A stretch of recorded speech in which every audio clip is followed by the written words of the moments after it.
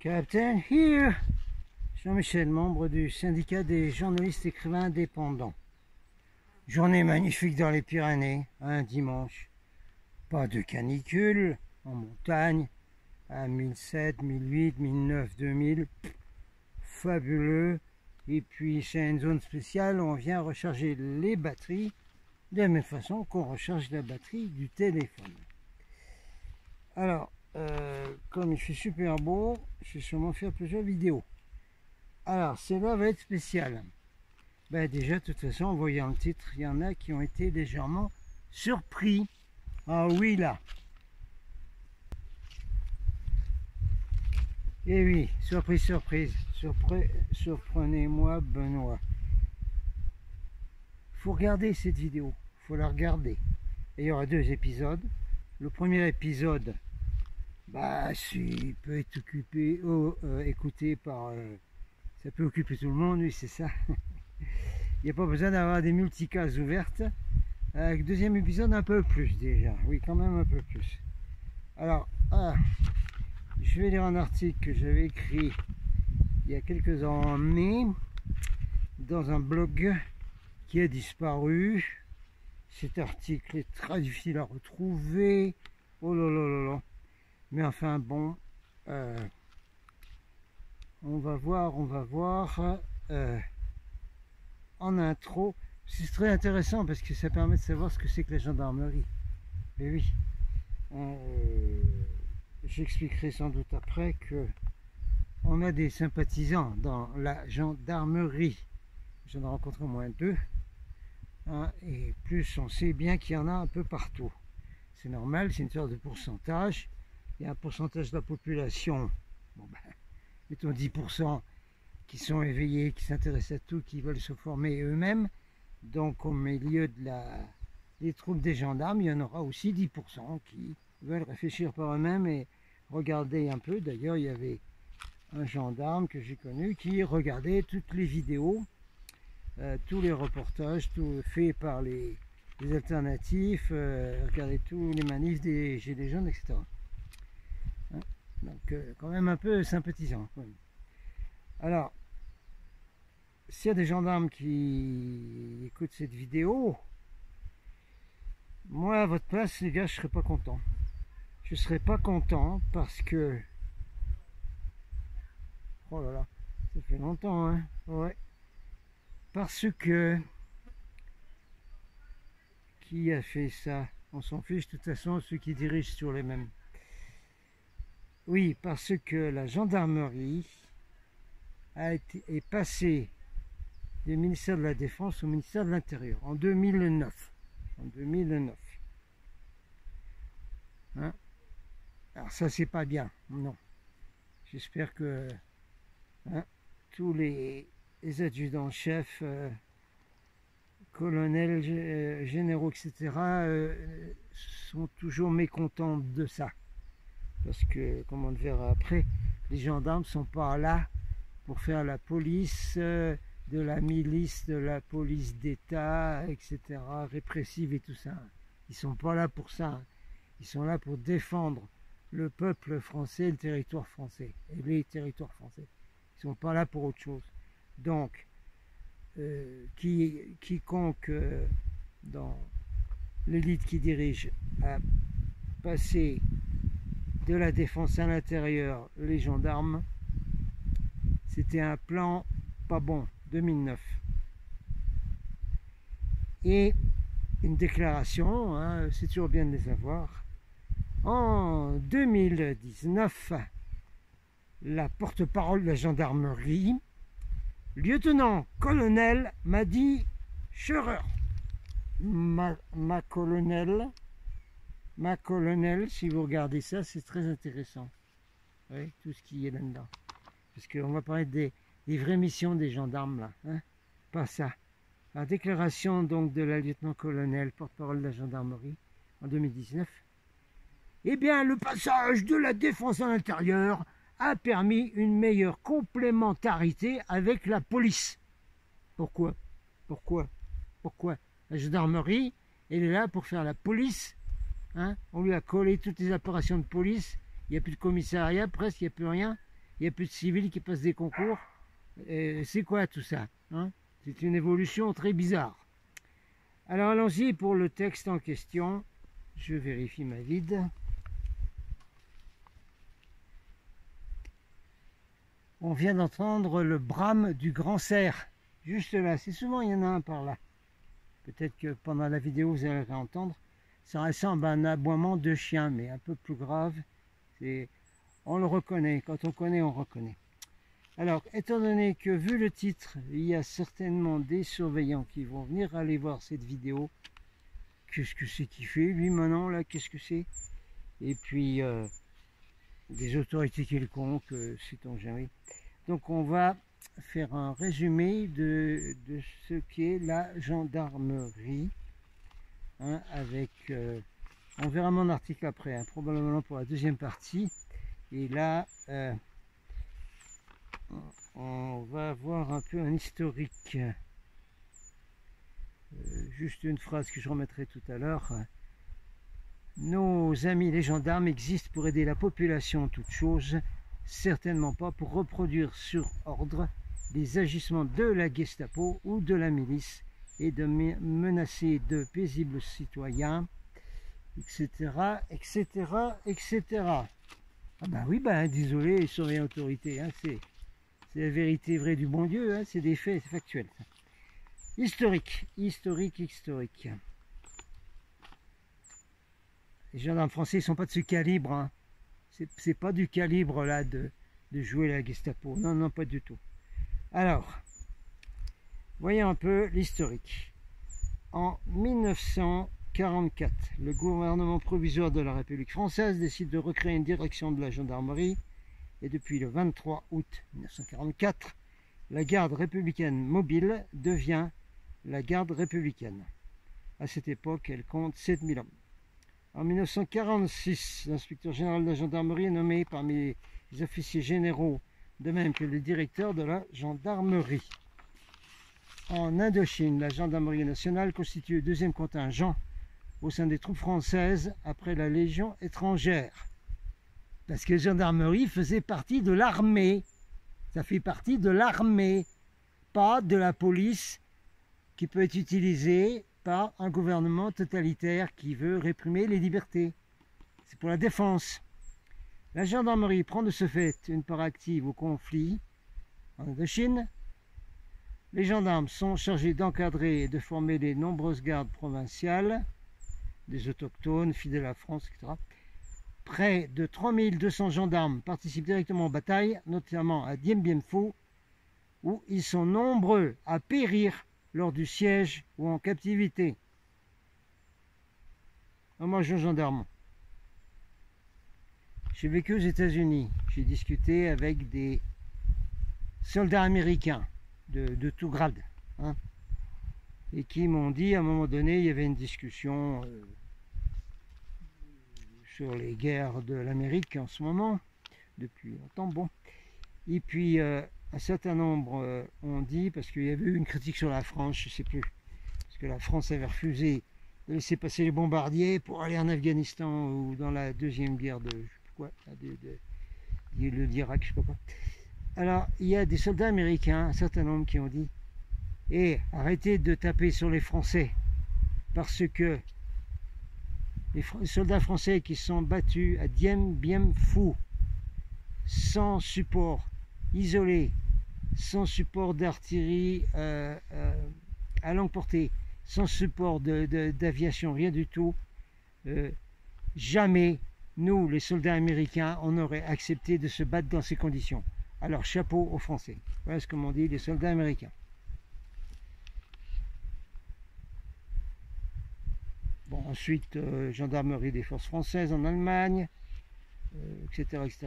Cette année-là, en 1947, décret institue une direction de la justice militaire et de la gendarmerie, avec à sa tête un haut magistrat.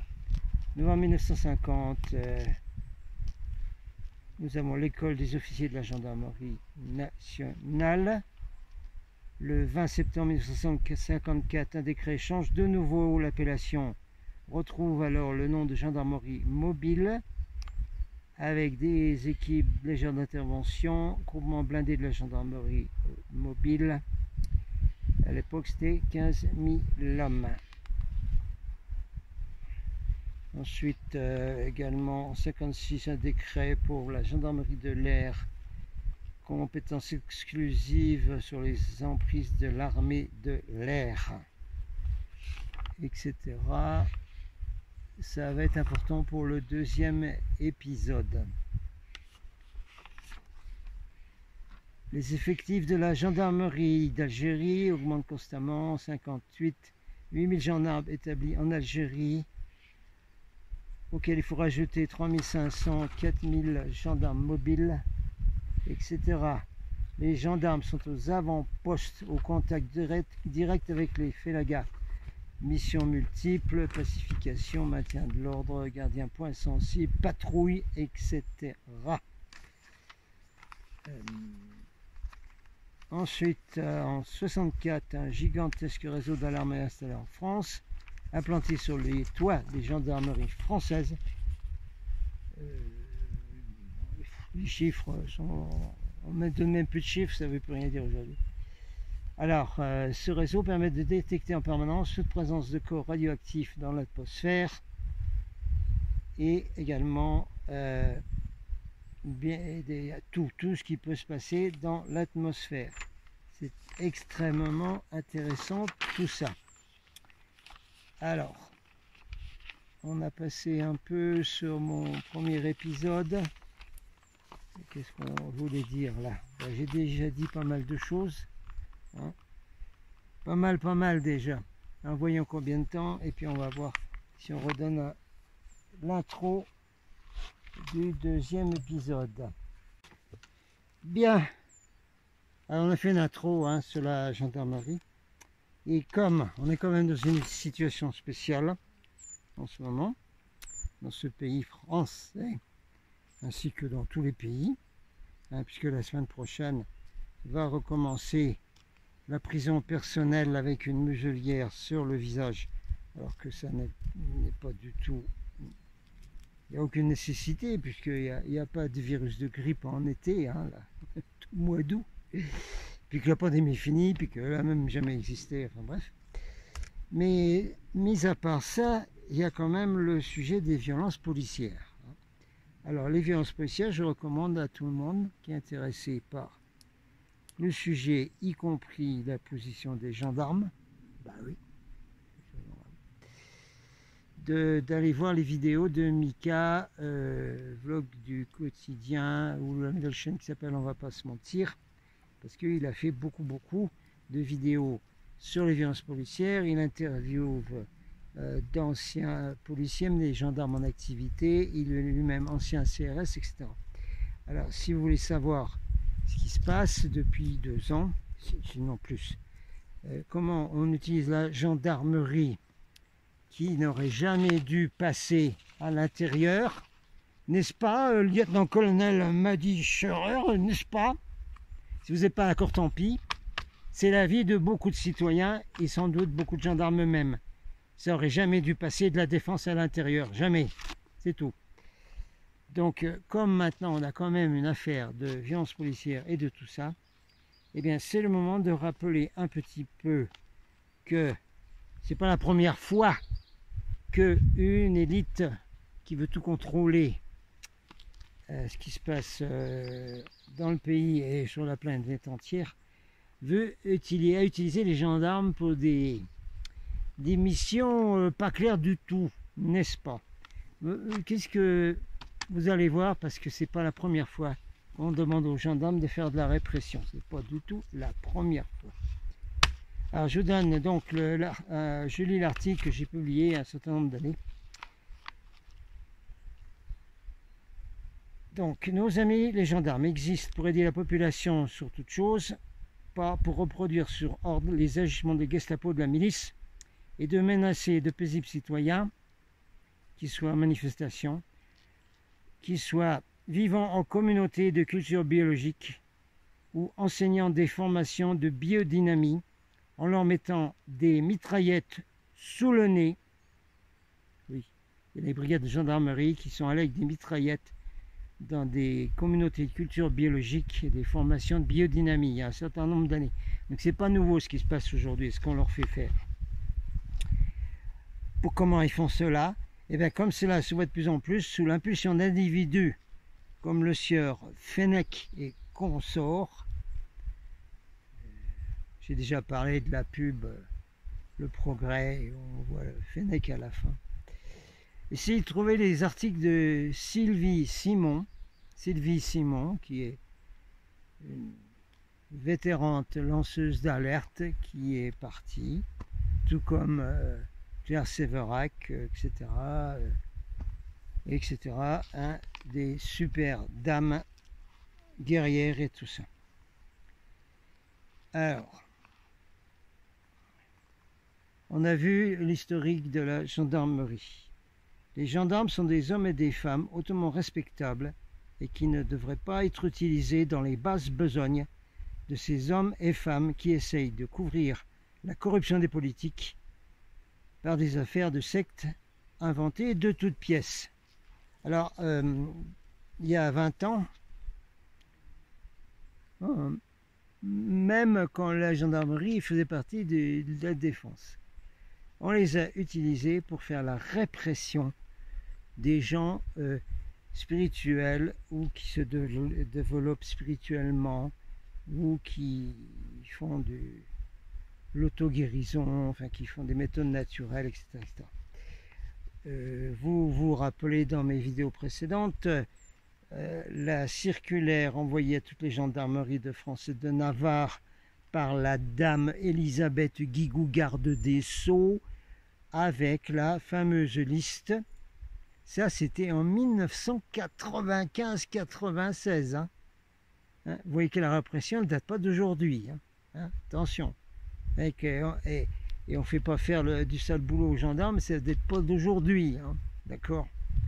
Oui, cette fameuse circulaire que les gendarmes devaient dire à la population, eh bien écoutez, il faut regarder, espionner dans votre famille, vos voisins, vos amis, s'il n'y a pas des gens qui montrent des symptômes bizarres qui sont dans la liste de la garde des Sceaux Elisabeth Guigou et qui étaient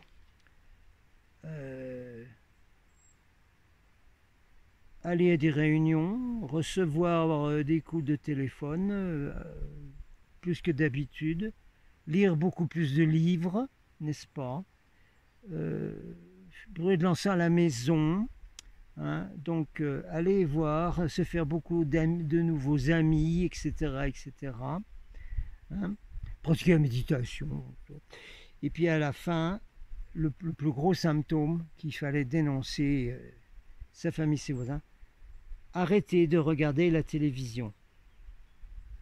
Circulaire de la garde des Sceaux de 1995. Hein? C'était ça, la précédente répression. Et il y a eu une répression épouvantable, surtout les gens alternatifs et tout ça. Donc vous voyez bien que ça ne date pas d'aujourd'hui. 1995. Hein? Voilà. Alors maintenant on va passer donc, évidemment, puisque à l'époque, il y a eu également le fameux calendrier Maya de 2012, hein, avec une surveillance énorme qu'on a demandé de nouveau aux gendarmes, CRS, même les brigades alpines qui font des patrouilles à ski, les commandants de choc de Montlouis, etc. Avec la fameuse affaire de la fin du monde, vous savez, 2012, avec Bugarache et tout ça. Oui, parce qu'à l'époque, on avait demandé aux gendarmes de regarder tous les gens qui parlaient d'extraterrestres et d'ovnis, tout ça, c'est extrêmement suspect. Il fallait surveiller tous ces gens-là, etc. Alors, eh ben nous y voilà, qu'est-ce que vous voulez que je vous dise? C'est une mission de la gendarmerie. Oh, arrête! Oui, c'est une mission de la gendarmerie. Ah oui, c'est une mission de la gendarmerie, oui, oui, oui. Oui, oui, oui, bien sûr. Hein, et puis, de toute façon, la France est légèrement en retard, comme sur beaucoup de choses. N'est-ce pas? N'est-ce pas? Hein, on a vu. Elle est en retard surtout, hein? Bah oui. Donc il y a beaucoup de pays qui, dans le domaine OVNI par exemple, ont mis la chose carrément officiellement devant la population. C'est le cas de la Russie, y compris l'armée russe, les généraux. Il y a même eu le vice-président de la Russie lors d'un interview il n'y a pas longtemps, l'année dernière je crois, qui avait un interview, et à la fin les caméras continuent à tourner, il savait que ça tournait et il a dit quand même, moi je vais vous dire une bonne chose, toutes les semaines moi je vais chercher un rapport dans les armées de l'air russes sur toutes les observations d'OVNI qui ont lieu sur le territoire russe, et je vais donner ce rapport au président. C'est un rapport ultra secret dans ma mallette ultra secrète, mais je vous le dis, voilà, on fait ça. Et il y a d'autres pays où c'est quasiment officiel, hein, voir tous les congrès qu'il y a en Espagne, il y a plein de pays, Amérique du Sud, n'en parlons pas, etc. Rappelez également que par exemple 69% des Américains, c'est pas plus, croient aux ovnis et à l'existence de civilisations qui viennent d'autres planètes. Et le pourcentage est peu ou prou la même chose dans beaucoup de pays occidentaux. Au Japon, alors n'en parlons pas, les histoires d'ovnis, même de Japonais contactés par des extraterrestres, ça passe à la télé comme qui rigole. D'accord. Il n'y a qu'en France où c'est du tabou. Ah ben oui, alors ça c'est drôle, ça va être la deuxième partie, hein, ça va être la deuxième partie, oui, ça va être la deuxième partie. On reprend mon article dans le domaine des ovnis, donc. Alors revoyez les vidéos de Jean-Pierre Petit, s'il vous plaît, hein, si c'est un scientifique, hein, si vous croyez que c'est du cinéma, tout ça. Jean-Pierre Petit, allez voir ses vidéos. Puis c'est pas le seul, il y en a tellement.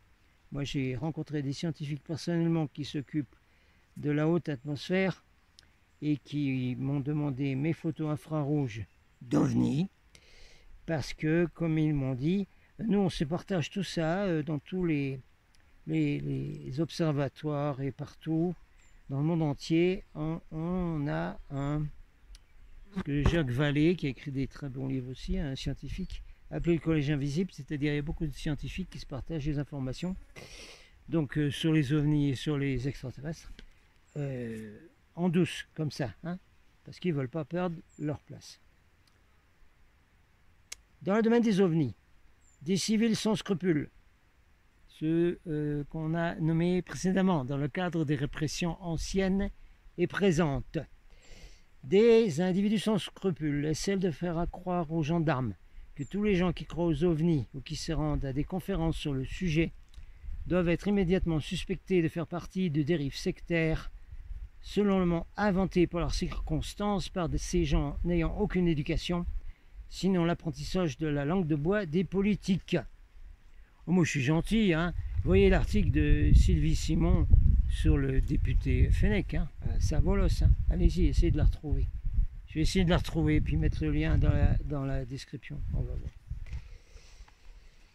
Bon, alors les gendarmes français ne sont pas de ce calibre. Ils savent parfaitement, devraient savoir parfaitement, s'il y en a d'aucuns qui m'écoutent, de quelque grade que ce soit, devraient savoir parfaitement que les rapports sur les ovnis sont une partie intégrante de leur mission, comme on le voit dans l'article ci-dessous. C'est un sujet très sérieux et ils ont comme mission de transmettre leurs rapports de façon officielle au Centre national d'études spatiales, qui est à Toulouse, le département du GEPAN, G-E-I-P-A-N, cherchez sur internet, G-E-I-P-A-N, au Centre d'études spatiales de Toulouse, que je connais, où je suis allé, où j'ai été reçu par des scientifiques qui ont examiné mes photos infrarouges, qui n'ont pas trouvé d'explication, et à la fin, quand je leur ai demandé, vous êtes spécialiste de l'infrarouge quand même, alors, vous avez une idée de la taille de l'objet? Et ils m'ont dit,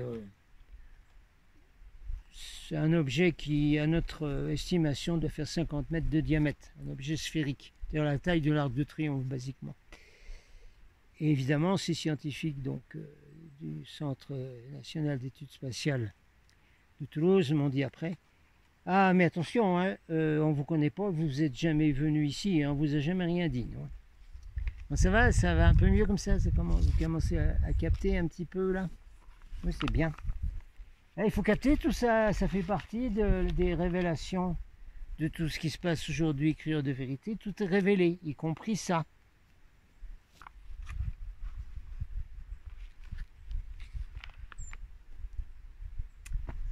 Bon, alors on va terminer ce premier épisode. C'est bien de faire des sections de moins de 30 minutes. Hein, et le deuxième épisode va être un peu plus carré sur l'aspect dont on vient de parler. Alors en guise d'apéritif, je vais vous mettre après 2 photos. En guise d'apéritif. Non mais c'est pas mon sujet, hein. Pour l'histoire des apéritifs, allez voir les vidéos donc de Mika. Hein, on va pas se mentir, sur internet, où il dévoile un peu, puisque c'est un ancien CRS, il dévoile un peu tout ce qui se passe dans les compagnies CRS, etc. Y compris au niveau bon, des apéritifs et tout ça. C'est pas mon sujet, allez voir ce qu'il dit lui. Donc, mais bon, en guise d'apéritif, pour la deuxième vidéo, hein, apéritif spirituel, on va dire, apéritif mental, émotionnel, n'importe quoi. Je vous mets 2 photos d'OVNI prises par la gendarmerie nationale, prises par des gendarmes, oui, en patrouille, voilà, y compris, vous verrez une photo avec un OVNI qui est tout à fait la forme soucoupe volante, n'est-ce pas, qui est sur le point d'atterrir. Il faudrait rechercher dans tous les cas si des gendarmes ont assisté à un atterrissage d'OVNI. Dans ce cas particulier, cette photo, on ne sait pas, mais enfin, moi j'ai connu un policier dans les congrès internationaux, un policier anglais, qui m'a confirmé bien sûr que des policiers en Angleterre ont assisté à des atterrissages, y compris même des témoins d'entités ou d'êtres extraterrestres qui sortaient, etc. Il y a le policier Lonnie Zamora aux États-Unis, il y a plein de cas dans le monde entier de membres de forces de l'ordre qui ont rencontré donc des ovnis et qui ont même vu des occupants des ovnis. Voilà, c'est l'apéritif. Là, vous avez donc 2 photos officielles de la gendarmerie nationale. Voilà. À bientôt pour l'épisode suivant, qu'il faudra bien regarder aussi. On s'informe sur tout, y compris sur ce sujet-là aujourd'hui, qui est tabou en France et qui est encore même tabou au milieu des gilets jaunes. Ah ben c'est une nouvelle case à ouvrir, voilà. Hein, allez gars, allez les gens, on ouvre toutes les cases. Captain out.